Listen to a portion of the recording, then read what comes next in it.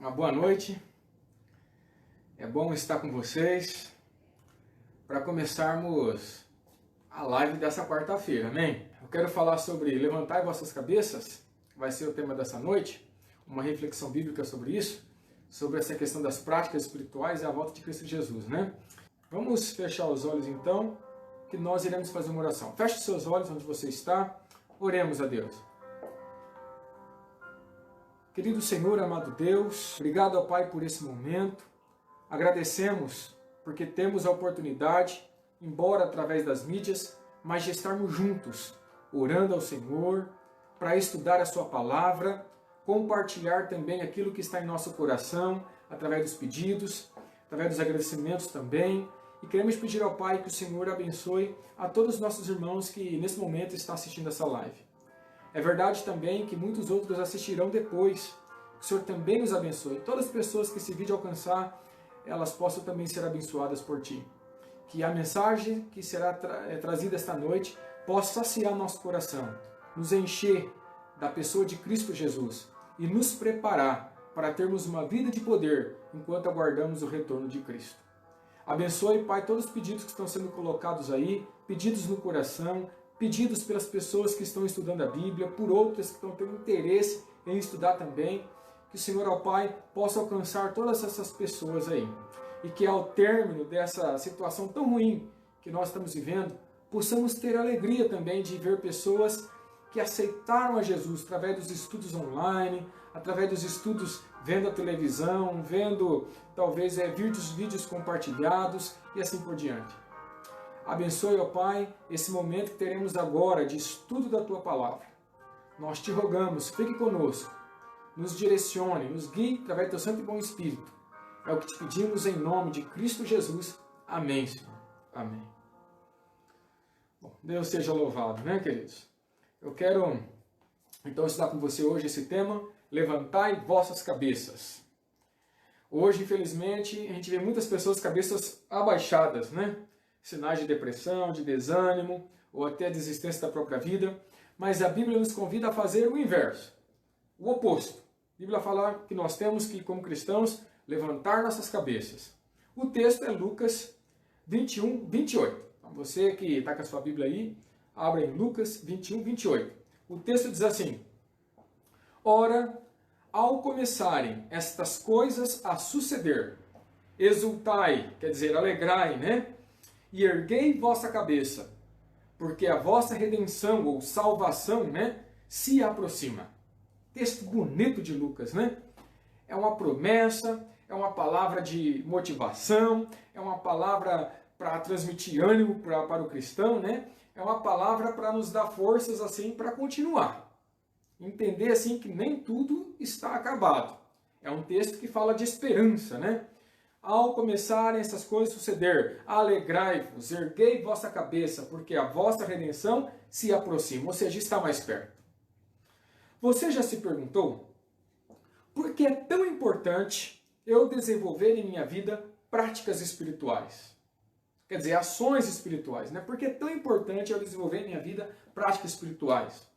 O que isto pode mudar, essas práticas espirituais, o que elas podem mudar em minha vida? Como essas práticas podem mudar a vida da minha família? Como essas práticas podem mudar a vida da igreja? E por que não a vida da sociedade? Qual a importância das práticas espirituais? Veja, quando as mentes humanas se voltam à reflexão do que é a espiritualidade e qual a importância da espiritualidade na vida humana, vários conceitos começam a ser levantados e com eles nós vemos resultados em nossa vida. Nós vemos mudanças em nossa vida. Muitos hoje desenvolvem o mesmo pensamento, infelizmente, de alguns filósofos do passado. Em vez de buscarmos práticas espirituais, o mundo tem se desenvolvido em suas mentes ideias como a de alguns filósofos do passado. Eu quero citar um em especial, chamado Jean-Paul Sartre. Esse filósofo, ele é francês, viveu no ano de 1905 até o ano de 1980. Na cabeça de Sartre, na cabeça dele, o ser humano nada mais é do que o fruto do acaso. Ou seja, Segundo ele, o ser humano está aí no planeta meramente por estar, sem nenhum propósito definido. Essa declaração que ele faz é embasada na realidade, na cabeça dele, né? De que o homem não foi criado por ninguém, não houve um planejamento, não tem um propósito, não houve uma criação planejada, ou mesmo um planejamento no discorrer da vida humana, não há. Sendo assim, na cabeça dele, como não houve um planejamento de criação, também não tem regras, também não há lei. E tudo que acontece com o ser humano é algo sem sentido. Isso é que Sartre desenvolveu em sua mente. Quando ele pensava, então, na condição do homem, com base em tudo que ele cria, que acabamos de expor aqui, ele dizia, então, que quando pensava na concepção do homem, isso trazia em Sartre náuseas, enjoo. Sartre rejeitava a ideia de um ser transcendente, ou seja, que está além do nosso plano, né? Um ser divino. Ele rejeitava essas coisas e, consequentemente, qualquer tipo de prática espiritual para Sartre era rejeitada. Ele abominava isso. Qualquer prática espiritual para Sartre ele abominava. Talvez esse triste quadro desse filósofo seja a marca de alguns traumas sofridos por ele no passado.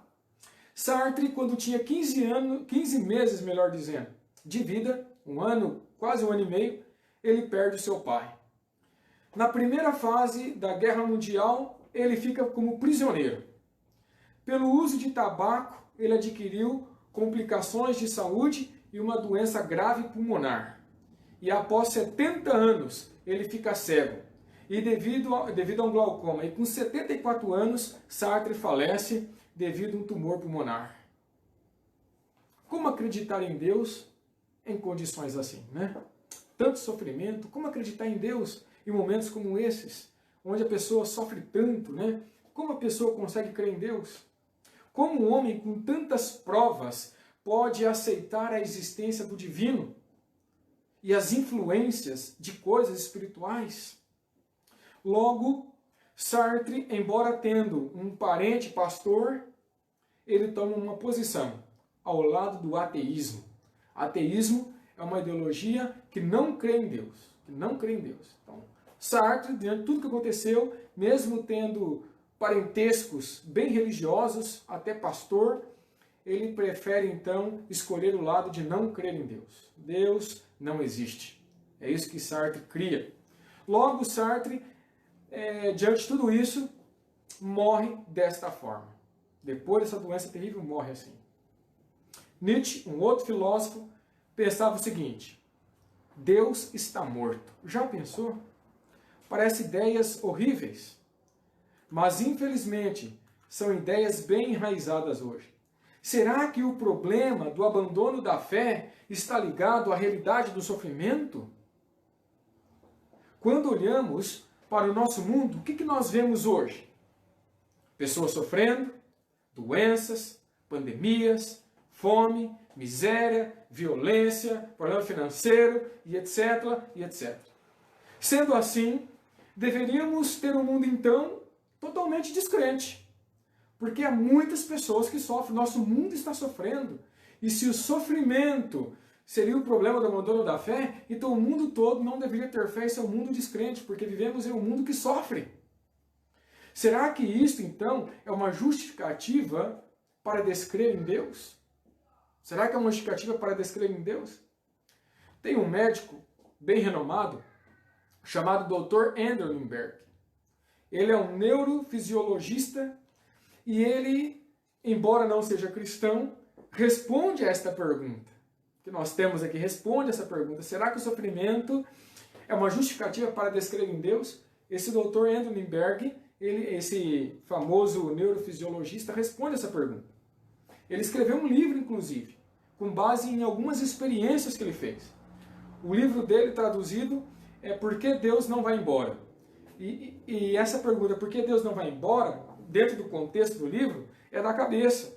Por que Deus não vai embora da minha cabeça? Né? Porque a ideia é, mesmo que a pessoa não creia em Deus, parece que Deus está impregnado na cabeça da raça humana, está ali preso, não sai.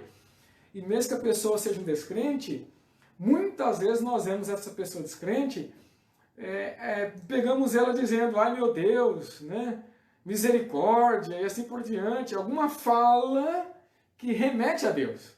Quer dizer, realmente o doutor colocou um tema, um título no livro bem elaborado, né? Por que Deus não sai, não vai embora? E a ideia não vai embora da cabeça. Por que não sai da cabeça? E nesse livro ele diz que a estrutura do cérebro não pode responder se Deus existe. Mas, diz ele, declara algo impressionante. A estrutura do cérebro declara algo impressionante, segundo esse doutor. Segundo ele, a resposta está na arquitetura neurológica do nosso cérebro. Ou seja, o mais desenvolvido órgão humano, veja que não é o pastor Douglas que está falando, é o Dr. Anthony Berg, na sua pesquisa que fez, resultou nesse livro, e nesse livro ele diz assim, ó, o mais desenvolvido órgão humano é especialmente calibrado para ter experiências espirituais. O nosso cérebro, segundo esse médico, foi desenvolvido para termos experiências espirituais. Foi regulado, foi calibrado, foi elaborado. É como se ele dissesse assim, ó, o cérebro humano foi planejado para que ele possa desenvolver através de experiências espirituais. Segundo ele, experiências espirituais é importantíssimo para o nosso desenvolvimento cerebral. Como ele chegou a essa conclusão? Talvez você esteja fazendo essa pergunta. Como ele chegou a esse resultado? Bom, com a ajuda de tomografias computadorizadas, ele pôde verificar o mistério das manifestações religiosas no cérebro. Com as imagens captadas do cérebro durante as práticas espirituais das pessoas doentes no hospital, ele chegou à seguinte conclusão: o conceito de Deus é fundamental para a sobrevivência da espécie humana. Impressionante, né? Com as imagens que ele foi captando, por exemplo, a pessoa está lá lendo a Bíblia, a pessoa está orando. Então, durante essas práticas espirituais, a tomografia, ele foi captando as imagens do cérebro da pessoa enquanto estava orando, enquanto estava lendo a Bíblia. E o resultado foi impressionante.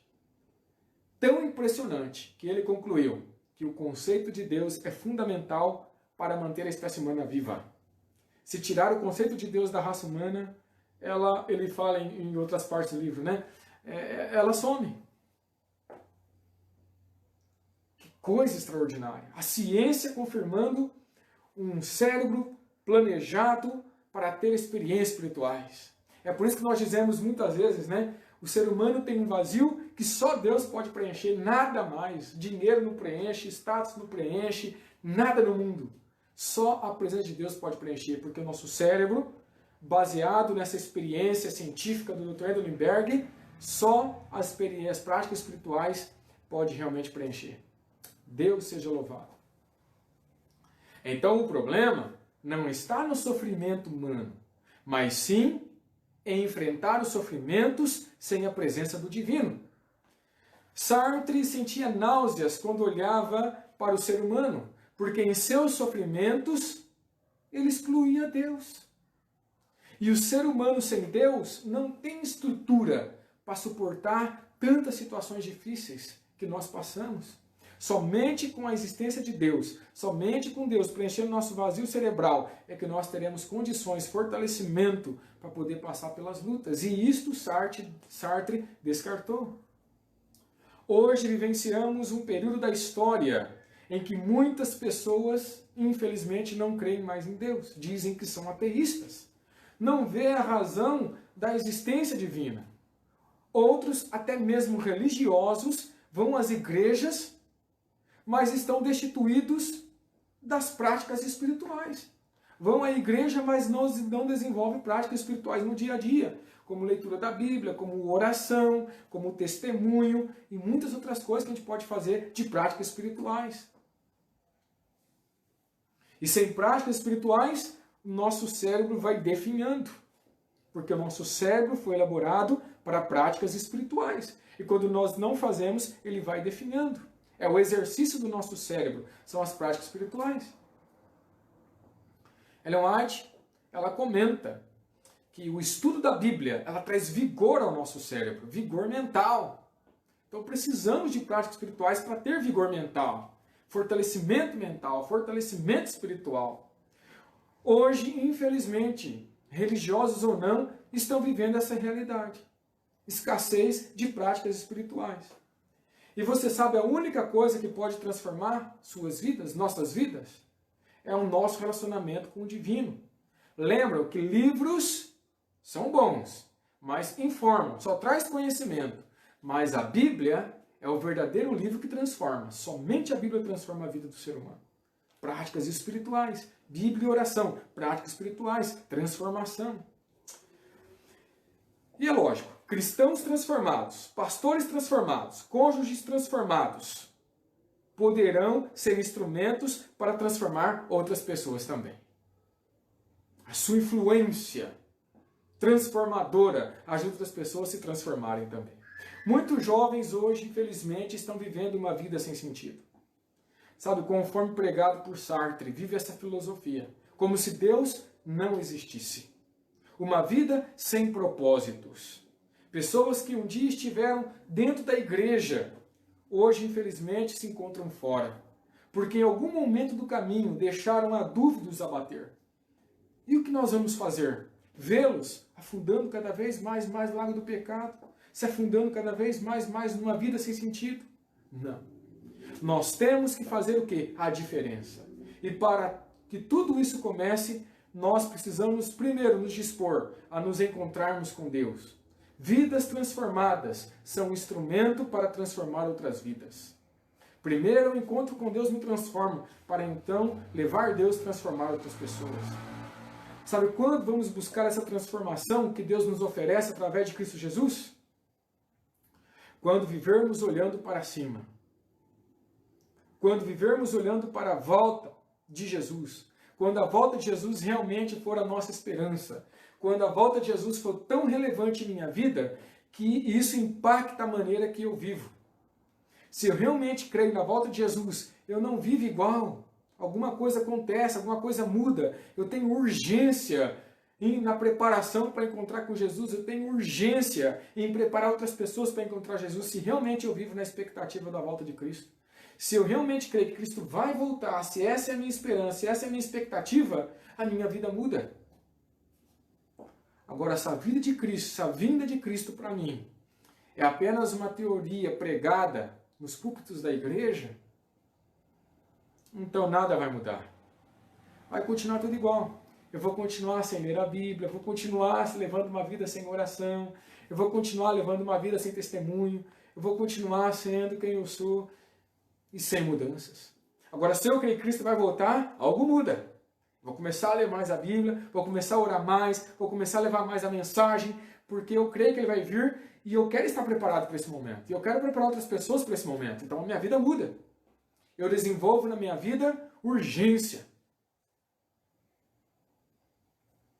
A expectativa da parousia, a volta de Cristo Jesus, muda a nossa vida. A Bíblia nos diz, no texto que nós lemos em Lucas 21, 28, ao começarem essas coisas a suceder. Que coisas são essas que Lucas está falando ali? Que coisas são essas? Bom, dentro do contexto em que esse verso aparece, são os sinais da volta de Cristo Jesus. Quando os sinais da volta de Cristo Jesus começaram a acontecer, quando essas coisas começaram a acontecer, que coisas? Os sinais da volta de Cristo, quando elas começarem a acontecer, bom, segundo a Bíblia, os sinais da volta de Cristo se dividem pelo menos em 3 categorias. Primeira categoria dos sinais da volta de Cristo, sinais na natureza. Então você tem lá terremotos, você tem sol escureceria, a lua se tornaria em sangue, depois nós temos a queda das estrelas, e nós vemos que tudo isso daí já é ocorrência passada, já aconteceu, já se cumpriu. Terremotos está acontecendo até hoje. Sol escureceria, o escurecimento do Sol mais impactante ocorreu em 1780. A Lua também. E depois a queda das estrelas em 1833, em novembro de 1833. Foi a queda das estrelas mais relevante que tivemos dentro do panorama profético. Já se cumpriu. Depois nós temos sinais na sociedade. E quando ele fala sinais na sociedade, aí ele fala de guerras, fomes, pestes, multiplicação da iniquidade, o amor se esfriaria, trair-se-iam uns aos outros. E aí não precisa nem comentar, né? Guerras nós vemos acontecendo a todo momento. Fomes. Acredita-se que morre mais gente, muita gente de fome, muito mais do que está morrendo de pestes. Pestes, parece que cada época é uma nova, né? É ebola, é gripe suína, H1N1, agora é gripe, agora é coronavírus, que já levou mais de 220 mil pessoas mortas e mais de 1 milhão de pessoas infectadas, quer dizer, 1 milhão não, 1 milhão só nos Estados Unidos, mais de 2 milhões de pessoas infectadas, e os números vão crescendo em alguns lugares, diminuindo em outros, e parece que quanto mais nos prevenimos, mais passando logo, parece que vai alastrando mais ainda. Pestes. Multiplicações da iniquidade. Olha, o coração do ser humano é mau, cada vez mais mau. Você liga o jornal, dá desgosto de ver jornal, de ver tanta maldade que o ser humano faz. Quando você pensa que já viu tudo, vem uma notícia nova que você não tinha ouvido ainda, de tamanha maldade do ser humano. Traições, infelizmente é comum. Infelizmente é comum. Quando alguém tem um comportamento correto, sai em manchetes de jornal. Deveria ser o contrário, ter comportamentos corretos deveria ser comum, mas é o oposto. Quando alguém acha uma carteira, devolve o dinheiro, sai no noticiário. Amor se esfriaria. Não precisa nem comentar muito sobre isso, né? Sinais na sociedade, guerras, fomes, pestes, multiplicação do pecado, traições e o amor se esfriaria de quase todos, diz a Bíblia, de quase todos. O terceiro sinal, categoria de sinal, é sinais no mundo religioso. E lá a Bíblia coloca que surgiria falsos cristos, pessoas por aí dizendo que é Cristo, falsos profetas, pessoas fazendo profecias, dizendo que é profeta de Deus, mas na verdade são falsos, ódio para com o povo de Deus, e o evangelho do reino seria pregado a todo mundo. Quando você olha esse panorama, desses três categorias, sinais na natureza, na sociedade e no mundo religioso, nós vemos que praticamente 99,9% já se cumpriram. Desses sinais, o único que falta se cumprir é o evangelho do reino ser pregado a todo mundo. Esse é o único que falta ser pregado, o evangelho do reino ser pregado a todo mundo. Mas eu creio que logo, logo esse evangelho será pregado em nome de Jesus, amém? Veja, essas notícias, se não tivermos apego em Deus, se não tivermos olhando para cima, esse tipo de situações que abateria, principalmente os sinais da sociedade, que é guerras, fomes, pestes, pecados se espalhando, traições e o amor se esfriando.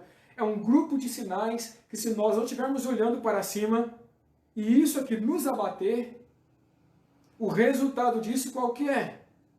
Desespero, angústia, insegurança, falta de esperança, depressão. Não é à toa que o mundo está num quadro psicológico caótico, devido a essas situações que está batendo o mundo. São sinais da volta de Cristo Jesus. Mas quando essas coisas começarem a acontecer, deveríamos abaixar a cabeça de angústia, depressão. Oh, meu Deus, o mundo está acabando, ficar em depressão. A Bíblia diz em Lucas 21, 28, ao começar essas coisas a suceder, o que eu devo fazer, diz a Bíblia? Exultai, erguei vossa cabeça. Por que eu tenho que fazer isso? Porque é legal essas coisas acontecerem? Não, não é legal, são coisas ruins. Que infelizmente essas coisas ruins abate cristãos, abate não cristãos, abate todo mundo está sujeito a morrer pelas guerras, pelas fomes, pelas pestes, traições, muita sujeito a ser traído, sofrer porque o amor das pessoas para contigo se esfriou, todos nós estamos sujeitos. Mas o cristão, quando vê essas coisas acontecerem, ele entende que essas coisas já havia sido previsto pela Bíblia, são sinais. E quando essas coisas começarem a acontecer, o que o cristão faz? Segundo a Bíblia, ele ergue, ele se exulta e levanta a cabeça, porque tudo isso, embora sejam coisas ruins que nos entristecem, são sinais que indicam que a vossa redenção se aproxima. Em nome de Jesus, amém? Indicam que a nossa redenção se aproxima. A volta de Jesus, em outras palavras, se aproxima. Tudo isso é um indicativo que está mais perto para Jesus voltar e nos tirar desse mundo mal. Deus seja louvado por isso. Então é ruim as coisas acontecerem? É ruim. Mas são sinais. É um cenário profético que nos mostra que Cristo está perto de voltar. Em nome de Jesus. Por isso, erguei vossas cabeças e exultai, porque essa vossa redenção está mais próxima. E é isso que diz a Bíblia. E com isso o texto diz, erguei vossa cabeça.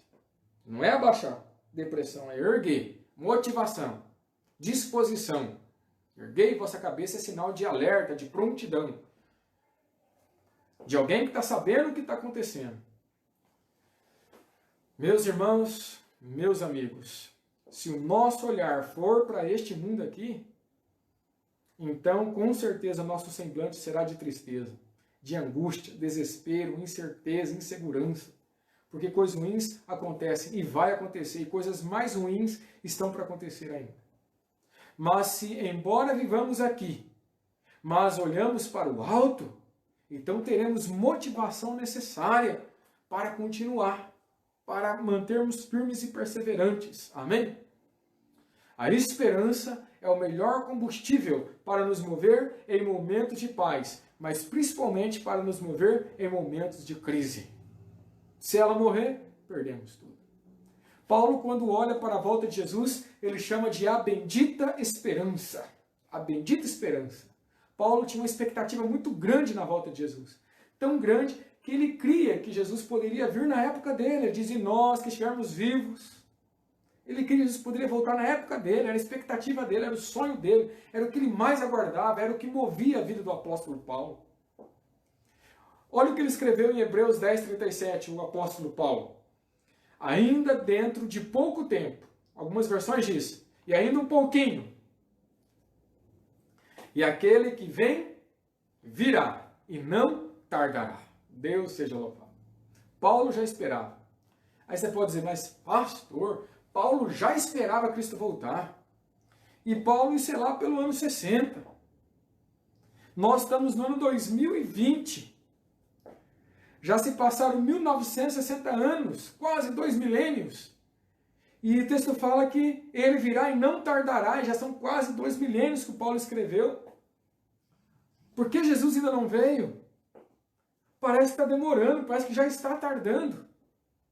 Bom, depende a maneira que você olha para o tempo.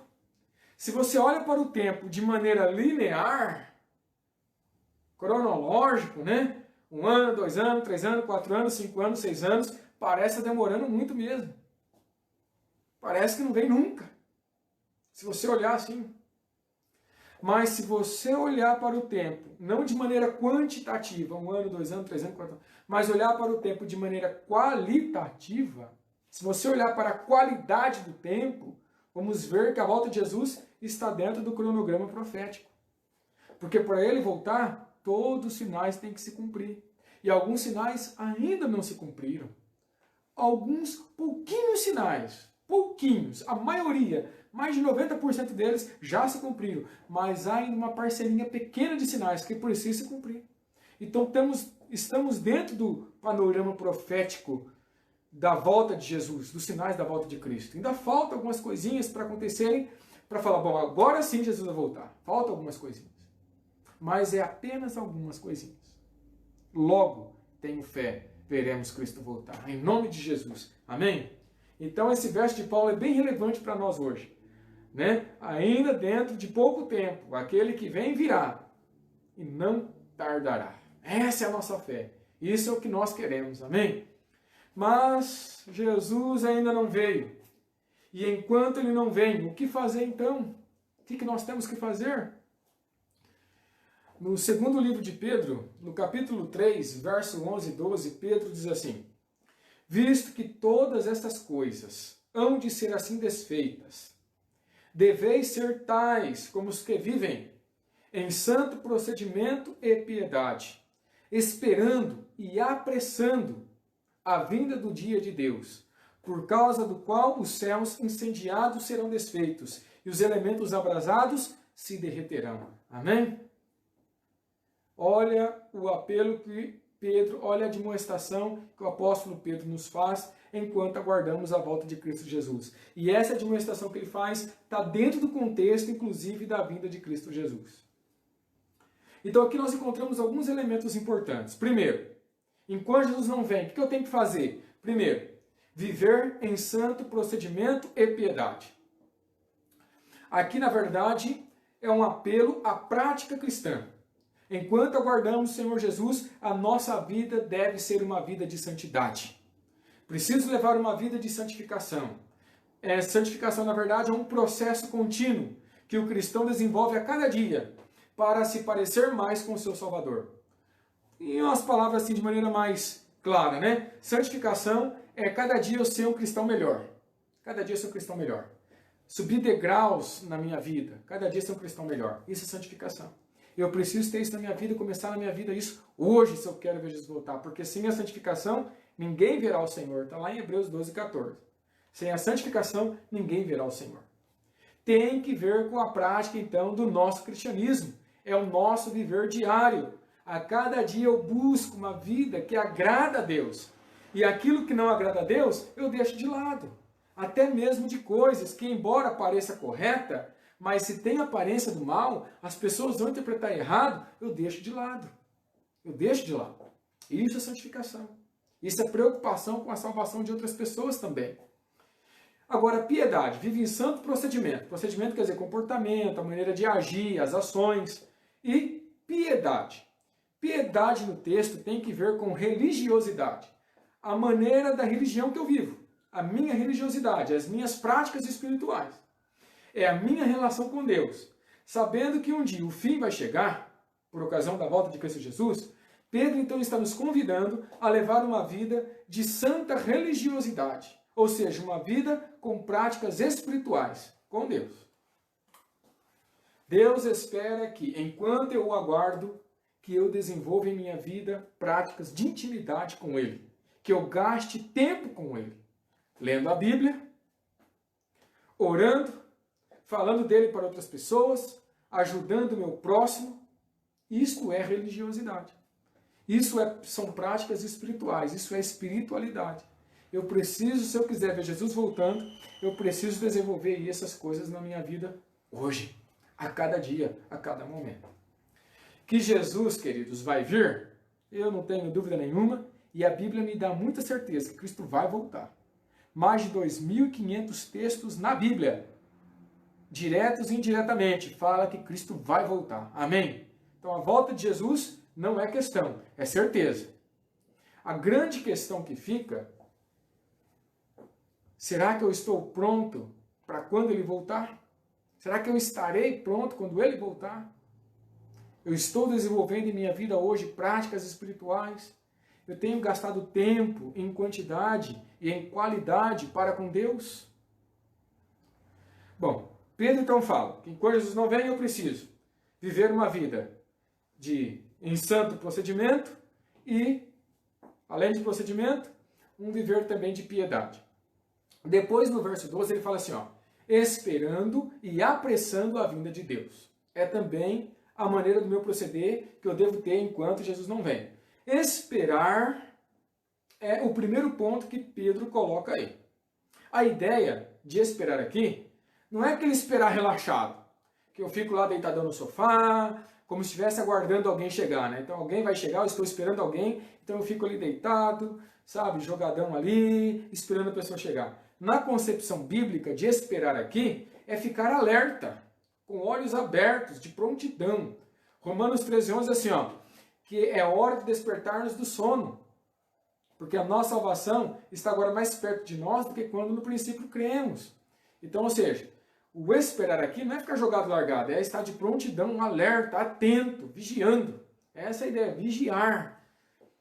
Muito mais quando se trata da volta de Jesus. Amém? Somente assim Ele não pegará eu e você do quê? De surpresa, porque a Bíblia fala que a volta de Cristo Jesus será uma vinda como ladrão. Ele virá como ladrão. A hora que não esperar, Ele vai aparecer. Então eu preciso estar pronto quando Ele aparecer. Eu preciso estar vigiando. Na Bíblia, inclusive, Jesus falou muitas parábolas que falam sobre a importância de vigiarmos. Nós temos, por exemplo, a parábola das 10 virgens, a parábola da figueira e algumas outras, que mostram a importância de estar o quê? Atento, vigiando, alerta para a volta de Cristo Jesus. É assim que eu devo estar. Agora vem a pergunta, e ela é individual, é para você. Você está vigiando? Você está alerta? Está acordado? Está desperto? Ou está como os discípulos lá no Getsemane? Numa hora tão importante, eles adormeceram. por 3 vezes, diz a Bíblia. As virgens adormeceram. E você? Está vigiante ou está adormecido? Desatento com as coisas que estão acontecendo no mundo. Desatento com os cumprimentos dos sinais que indicam a proximidade da volta de Cristo. Pedro fala que nós devemos estar o quê? Esperando, alerta, acordado, vigilante e apressando. É o segundo verbo que o apóstolo usa aí. A ideia de apressar é desejar ansiosamente o dia de Deus.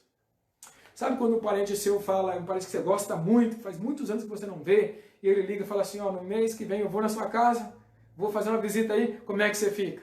Na expectante, na alegria, puxa, vai vir, quanto tempo, e aquela alegria, deseja ansiosamente, né, a chegada daquela pessoa. Esse mesmo sentimento é o que é expressado aqui. Apressando é desejar ardentemente, ansiosamente o dia de Deus. Deseja tanto, que você quer arrumar um jeitinho para que essa vinda aconteça mais rápido. Essa é a ideia. Você deseja tanto que você quer fazer com que esse dia aconteça mais rápido. É por isso que algumas ideias foram desenvolvidas em cima desse verbo aí, apressando, esperando e apressando. Né? Para os rabinos, por exemplo, esse apressar poderia acontecer se os cristãos, o povo de Deus, né, buscasse mais o arrependimento e obediência. Para os rabinos é assim, se o povo se arrependesse mais, né, se o povo obedecesse mais, Deus já teria vindo. E é curioso, porque há um texto no livro chamado Mensagens Escolhidas, onde é dito que Jesus ele não veio por causa que a gente ainda continua nos nossos pecados. Não nos arrependemos. Estamos meio que gostando dele. E essas coisas têm feito com o que fez com o povo de Israel. E nós estamos com o povo de Israel, andando 40 anos no deserto, sendo que a chegada para a Terra Prometida poderia ter sido bem mais curta. E nós estamos andando muito por causa dos nossos pecados. Então os rabinos dizem, né? Se buscássemos arrependimento e buscássemos obediência, Deus viria mais rápido. É uma ideia que eles desenvolveram. Há também alguns estudiosos que disseram o seguinte, esse apressar aí tem que ver com o cumprimento das missões e do evangelismo. Quanto mais pregarmos a Bíblia, mais rápido pregaremos o evangelho a todo mundo, então Cristo virá. É uma segunda ideia desenvolvida sobre esse apressar aí.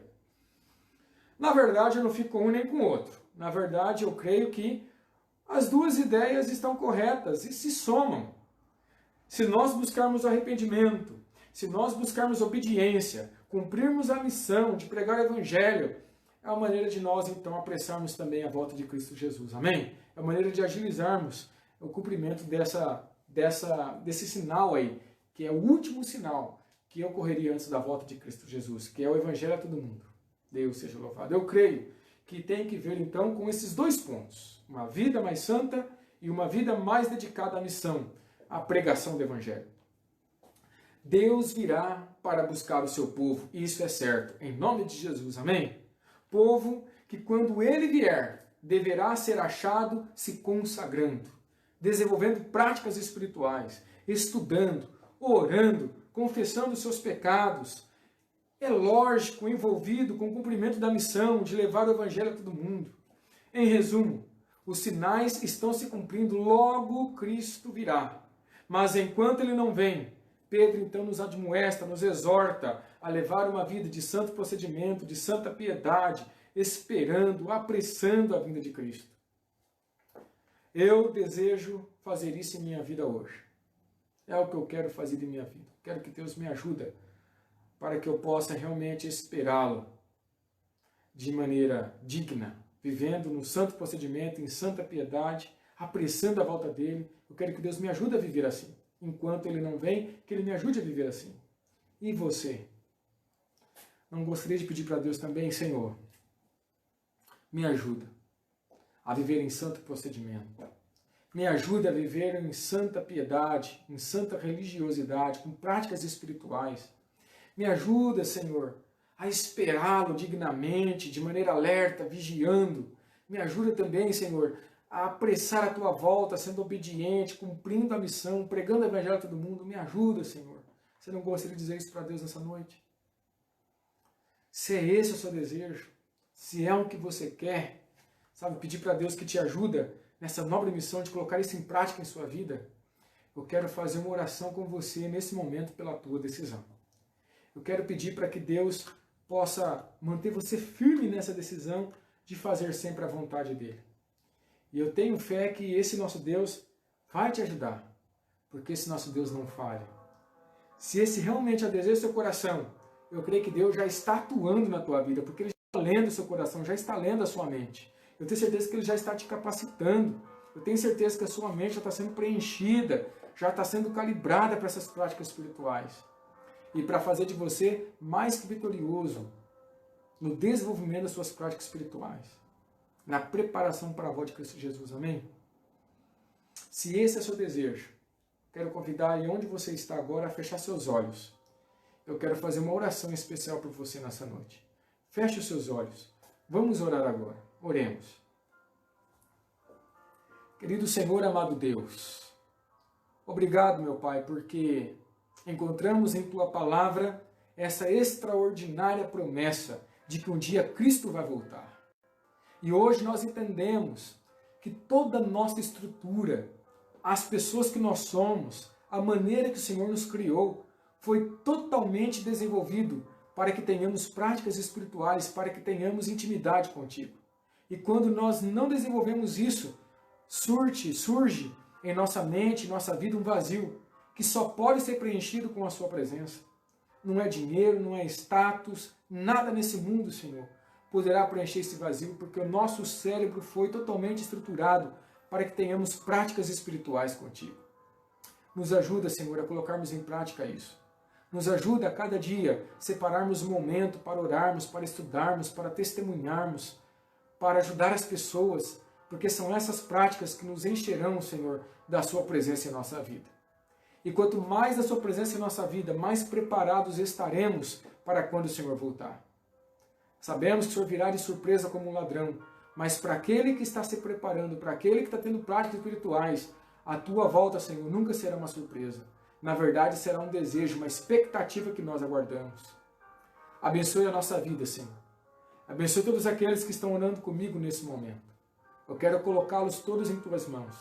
Que o Senhor os capacite para que eles consigam, Senhor, a colocar tudo isso que falamos hoje em prática em suas vidas.